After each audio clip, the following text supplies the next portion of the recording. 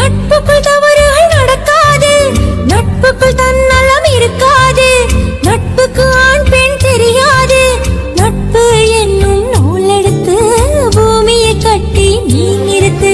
நட்பு நட்புதான், காதல் காதல்தான், காதல் மாறலாம், நட்பு மாறுமா? காதல் ஒன்றும் தவறே இல்லை, காதலின்றி மனிதனும் இல்லை. நண்பர்களும் காதலராக மாறிய பின் சொல்லிய நீயும் நானும் பழகிறோமே காதலாகுமா?